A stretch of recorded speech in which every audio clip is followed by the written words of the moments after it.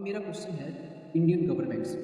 क्या आप एक चीज़ बता सकते हैं, जब ये पहलगाम अटैक हुआ था तब तो आपने तो धड़ल्ले से पाकिस्तान के न्यूज़ चैनल्स बैन कर दिए, वहाँ के सोशल मीडिया के लोग बैन कर दिए, वहाँ के एक्टर्स बैन कर दिए, ड्रामास बैन कर दिए, पूरा यूट्यूब पे मोस्टली 90% फिर 70% उनका कंटेंट ब्लॉक कर दिया।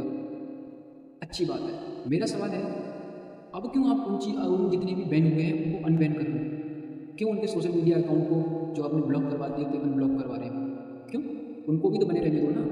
आप भी दिलजीत दोसांझ के तरीके बन गए।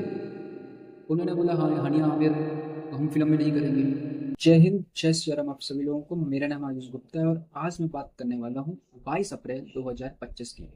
हमारे देश के लिए ये एक ऐसा दिन बन गया है, शायद हम ये नहीं भूल सकते। 22 अप्रैल 2025 को TRF, the resistance front, Pakistan का एक ऑर्गेनाइजेशन जो हमारे देश में घुसता है और पहलगाम में 26 हमारे देश के नागरिक और एक हमारे देश के जवान को इस दुनिया से नहीं रखते हैं। ये इंडिया के लिए और पूरे भारत के लिए एक बहुत बड़ी न्यूज़ थी। 2008 के बाद पूरी हमारे भारत में एक सबसे बड़ा हमला था ये ऐसे मारने का। ब्लास्ट तो ये लोग अलग तरीके से करते थे, लेकिन ये ऐसे मारने का 2008 में, जो 26/11/2008 बोला जाता है, उसके बाद ये था। अमेरिका पाकिस्तान के खिलाफ जाके उनकी एक कंपनी द रेसिस्टेंस फ्रंट, इसको एक ग्लोबली टेररिस्ट ऑर्गेनाइज कर दिया गया है। मतलब अमेरिका ने मान लिया है कि ये टेररिस्ट ग्लोबली है और हमारे लिए खतरा है। उन्होंने इसको दो कैटेगरी में डाला है। पहला है फॉरेन टेररिस्ट ऑर्गेनाइजेशन, दूसरा है specially designated global terrorist, SDGT। Bharat की नीति अमेरिका पे काम आई। अमेरिका झुका, पाकिस्तान बहुत बुरी तरीके से भी रेला जा रहा होगा। इंडिया हर दिन हर जगह जहाँ भी कम्युनिटी को कुछ भी होता था, कुछ भी ऑर्गेनाइज होता था, वहाँ पे आतंकवाद, पहलगाम अटैक का जिक्र और पाकिस्तान का आतंकवादी सप्लाई करने का एक प्रॉपर तरीके से हम लोग बोलते आ रहे थे। जब ये हमला हुआ था, TRF ने 22 अप्रैल को, 23 अप्रैल को, 24 अप्रैल, 25 अप्रैल, ये 3 दिन के अंदर उन्होंने दो कंफर्मेशन डाला था कि ये हमने किया था, ये हमने किया था।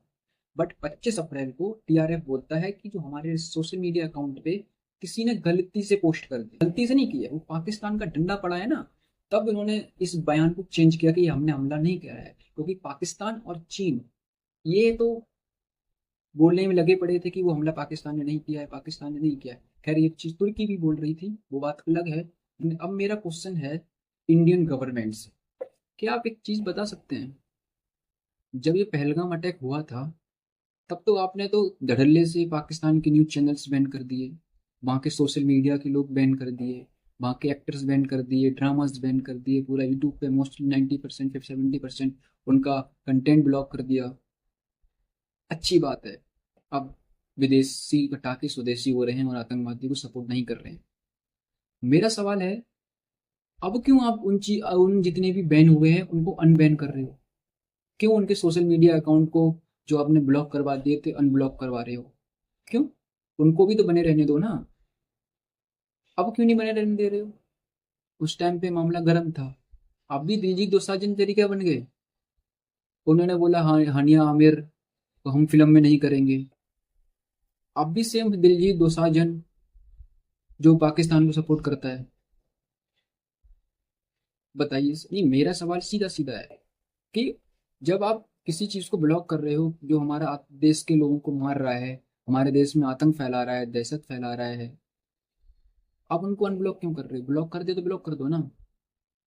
आप जब इंडिया पे उन्होंने अटैक किया था, आपने पूरी दुनिया में बोल दिया था जब आप अटैक कर रहे थे, इधर से फोन हो रहा है, उधर से फोन हो रहा है, अब क्यों लेके आए अमेरिका को बीच में? नहीं लाना था ना। खैर कोई नहीं, ये आपकी विदेश नीति है, वो हमारे पता नहीं भारतीयों को समझ आएगी नहीं आएगी, या फिर आपका कोई अलग वोट बैंक हो सकता है। खैर कोई बात नहीं, मैं आपके साथ हूँ। अब भारत गवर्नमेंट जो भी करेगी मैं उसके साथ हूँ विदेश के दौरों पे। बट कोई नहीं, जैसा आपको ठीक लगे। बट मेरी कोशिश यही होगी एज ए भारतीय, एज अगर किसी का फैमिली मेम्बर हूँ या फिर मेरे घर में कोई अगर खत्म होता है, मैं तो शुरू से ही चाहता हूँ कि मैं देश के लिए मरूँ, मैं देश के लिए कुछ करूँ। बट अब ऐसे अगर कुछ कर रहे हो तो एक ना हौसला होता है ना, एक वो चीज़ थोड़ा सा अजीब लगता है सर। खैर कोई नहीं सर, अगर ये वीडियो अगर आपने देखी है यूट्यूब पे तो प्लीज़ इसको सब्सक्राइब कीजिएगा, इंस्टाग्राम पे देखिए तो प्लीज़ फॉलो, और अदर प्लेटफॉर्म पे तो प्लीज़ फॉलो कीजिएगा। जय श्री राम, जय हिंद।